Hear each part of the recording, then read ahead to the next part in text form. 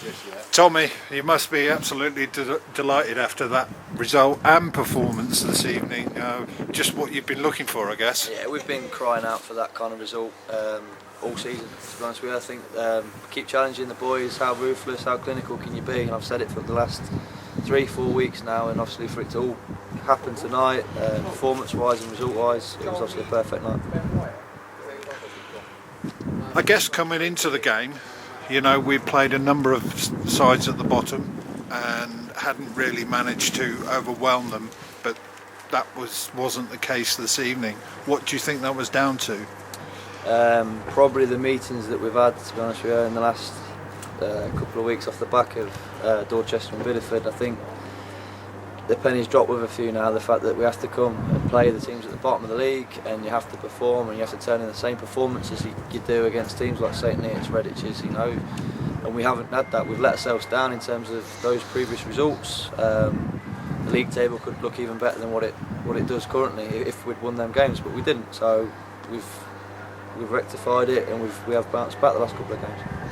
And I guess one of the things is we're battling against teams with a much superior goal difference, so a victory like tonight will inevitably, if it does get tight, help us no end. Yeah, we're probably the one team at the top that haven't been scoring goals. Cirencester, Redditch, if you look through their results, they seem to score 5, 6, 7 goals a week like it's nothing, and like it's the easiest thing in the world. But we needed that tonight. I think that's given the lads a new self-belief, if you like, the fact that we can go on and finish teams off properly, and it was a good all-round performance tonight.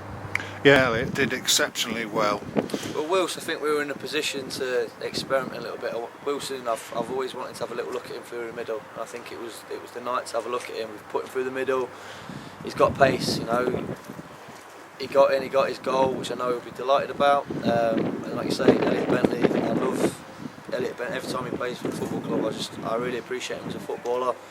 Callum Thomas has obviously just come back from an injury, played in 90 minutes. He's got another 70 minutes in himself tonight, so it was the right game to obviously bring Elliot on. And these young lads, not only are they coming in, they're doing very well. You know, they don't look out of place at all. You know, I think that's if I thought they would look out of place, I wouldn't risk that. You know, we're in a position where we don't need to take risks. There's Curtis Hartley, Elliot Bentley, the youngsters. They really are pushing the lads. You know, they're part of the squad, and they will get opportunities. One of the things I would have liked to have asked you, and probably will ask you now, is about Harry May and his future with the football club. Harry's gone on loan basically because he needs games. It's literally as simple as that. He hasn't really featured as much. He was starting at the start of the season. Obviously Cleveland was on his holiday. Harry got a few starts in. Recently he hasn't played so much, and I think he's at that age now. He's not 16, 17 where he's happy sitting on the bench. He needs minutes, even for his confidence. To be honest with you, I think forwards, they thrive on confidence. So the fact that he's dropped a couple of levels to the UCL, I hope Harry. Well, I know he has made an impact already, but I'm hoping he does go and score some goals. And is the plan to bring him back? Yeah, of course it is. Harry's part of the squad. You know, he's got all his training kit. He's got his tracksuit. He's very much with us, and he'll probably feature next Tuesday against Royston. Okay.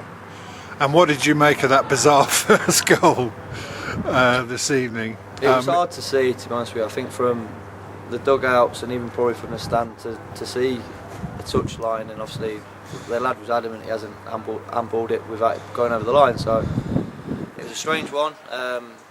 The referees are the one that makes decisions, and like we've said the last couple of weeks, we've had them go against us, and refs control games. I can't certainly remember the last time I saw something like that. It was very bizarre indeed. It was, and I'm sure it will obviously frustrate their manager, but I know it has. I've spoken to him about it, and I imagine the lad's probably going to beat himself up about it all night, because the fact that was the goal that then got us on our way a little bit. We dominated, to be honest with you, the first half. I thought we missed probably 7 or 8 good chances. It was up there with one of the best games we've played this season.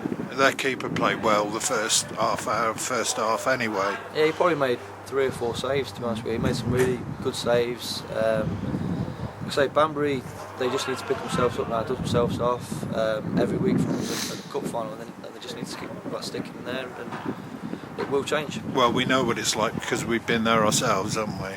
Yeah, exactly. When your back's up against the wall a bit, the worst thing in the world you can do is obviously lose your confidence and self-belief, and obviously that's got a young, talented manager, and they've just got to keep sticking in there.